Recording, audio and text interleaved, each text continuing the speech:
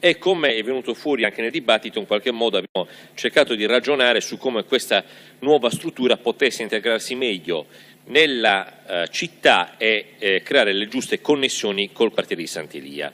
Noi con questo ordine del giorno chiediamo al Sindaco e alla Giunta di fare da tramite con la società Cagliari Calcio per affinare nel progetto definitivo tutta una serie di elementi progettuali che in qualche modo dovrebbero essere definiti per meglio come dire, accogliere questa proposta progettuale quando andremo a approvarla in via definitiva.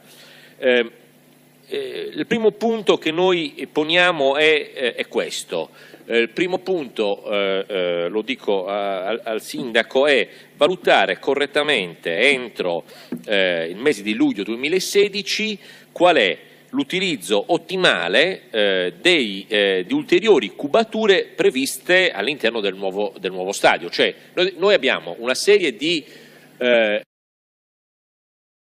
strutture e di patrimonio in capo all'amministrazione che dobbiamo cercare di utilizzare al meglio. Dobbiamo capire se le nuove strutture proposte nello stadio di Sant'Elia siano utili o no, perché non abbiamo bisogno di ulteriori strutture se mettiamo in pieno utilizzo quelle che abbiamo. Ovviamente, qualora fossero necessarie, valutiamo soprattutto prioritariamente gli interessi di carattere sociale per il quartiere di Sant'Elia, asili nido, scuole per infanzia, luoghi di aggregazione, un presidio di ordine pubblico per esempio, ovvero funzioni legate allo sport. Quindi quello che noi chiediamo è una corretta valutazione dell'aspetto patrimoniale e di spazi necessari e una priorità di uso rispetto a funzioni sociali. Secondo elemento, valutare correttamente, sempre entro il mese di luglio, il diritto di superficie in relazione alle aree interessate dall'intervento per valutare anche nel piano economico finanziario del proponente e nel bando che dovremmo fare, nella gara che dovremmo fare, la valutazione della quota di canone di concessione che in qualche modo deve essere definito, sempre nell'interesse dell'amministrazione. Una cosa importante che chiediamo è anche la manutenzione straordinaria del pallone geodetico, l'ex tribuna stampa che in qualche modo deve essere riparata perché ci piove dentro, ma è un intervento immediato che deve essere fatto di manutenzione rispetto alle cose che già sono in essere e poi soprattutto per queste società definire spazi e impianti che in prospettiva saranno assegnati per lo svolgimento delle attività sportive.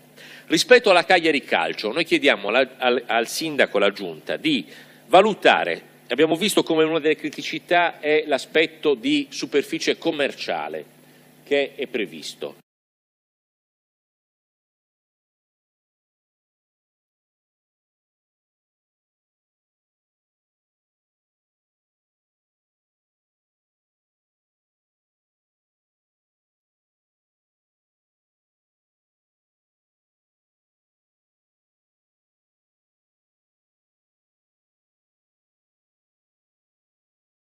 Ci andiamo a fare lì come attività commerciali, anche in una logica di ottimale organizzazione delle stesse in un quadro anche di rete con le organizzazioni, con le attività commerciali esistenti nel centro della città. Crediamo che sia importante questo aspetto.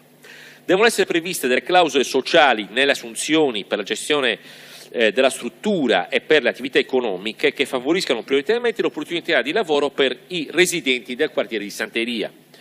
Deve essere inoltre valutata la possibilità di realizzare un palazzetto dello sport da almeno 4.000 posti. Abbiamo detto che una delle ipotesi è fare di Cagliari una grande polisportiva che in qualche modo possa sviluppare non soltanto il calcio ad altissimo livello, ma perché no anche il basket, la pallavolo, insomma altri sport che in qualche modo possono essere messi assieme. Un altro aspetto importante è attivare tutti gli interventi in nuove connessioni pedonali tra l'area dello stadio al quartiere di Sant'Elia. Noi oggi abbiamo la situazione della strada che taglia e separa lo stadio dal quartiere di Sant'Elia. Un aspetto fondamentale sarebbe creare le giuste connessioni pedonali con quest'area, ma anche col mare, per vedere come eventualmente questa struttura possa essere servizio a sport acquatici. Altra cosa importante è, nel progetto definitivo, valutare l'opportunità di interventi su impianti esistenti per creare in quell'area una vera cittadella dello sport, potenziando le strutture esistenti, potenziando le strutture per l'atletica, potenziando il campo CONI, sviluppando... Consiglieri, scusate, però non si capisce davvero. Sviluppando l'impiantistica per gli sport che vengono cosiddetti definiti minori, ma che minori non sono, ma che sono appunto la box, tennis e la scherma, in una logica proprio di cittadella dello sport. E poi anche sul piano di utilizzo degli impianti sportivi che sono appunto all'interno del progetto dello stadio ci sia un regolamento che in qualche modo venga condiviso con l'amministrazione e che questo favorisca il massimo di fruizione per le società sportive del quartiere di Sant'Elia. Grazie. Questo è un po' l'obiettivo di questo tema. Allora, grazie consigliere Carta. Allora, dichiarazioni di voto. Consiglieri, vi chiedo davvero di rispettare i tempi perché adesso abbiamo tantissimo lavoro e quindi è importante. Consigliere De Pau, prego. Io sento il dovere di intervenire anche perché non ci sarò la prossima legislatura, quindi è fondamentale che io dica il mio pensiero in merito a questo. Io voterò contro questo ordine del giorno perché questi lavori previsti per il quartiere di Sant'Elia non hanno proprio senso. Ma che senso ha fare un asilo nido, una scuola materna, un centro sociale fuori dal quartiere, allo stadio? Lo stadio fa parte di Cagliari. Sant'Elia inizia sotto il cavalcavia e lì e lì è Cagliari, quell'altra parte è Cagliari. Quindi se noi volevamo avvicinare il quartiere alla città con questi lavori dello stadio, avremmo dovuto rivedere il PUC e magari riprendere in considerazione il progetto dell'architetto del progetto Soru, come si chiamava? Rencolas, dove prevedeva di fare delle case proprio vicino al parcheggio Cuore e demolire una parte del Favero dove avremmo potuto fare l'albergo con il ristorante, in modo che quello fosse dentro il quartiere, non fuori. È così che si creavano posti di lavoro. E gli 80 case che dobbiamo fare a Sant'Elia li avremmo potute fare tutte al parcheggio Cuore, in modo che tu avresti proprio inserito lo stadio dentro il quartiere di Sant'Elia. Sant'Elia sarebbe diventata un'altra cosa, sarebbe diventata città di Cagliari. Così non lo è una presa in giro per anche a dire certe cose. Scusate, io non ci sarò più, sento il dovere di dirlo, è una porcata. Grazie consigliere De Pau. Consigliere Mannino, prego. Sì, grazie Presidente. Come ho già avuto modo di dire la volta scorsa, questo ordine del giorno, il contenuto di questo ordine del giorno si sarebbe dovuto inserirlo nell'emendamento, perché allora avrebbe avuto una valenza. Non giudico questo ordine del giorno degno del mio voto e come l'altra volta non parteciperò. E ricordo a tutti che quando abbiamo fatto la presentazione informale in quest'Aula, io feci la domanda: ma quanti sono i metri quadri dedicati al commerciale? Mi si disse circa 9.000, siamo al doppio. Quindi a questo punto siete sicuri di non aver fatto la porcata? Grazie. Grazie, De Cogusi, prego.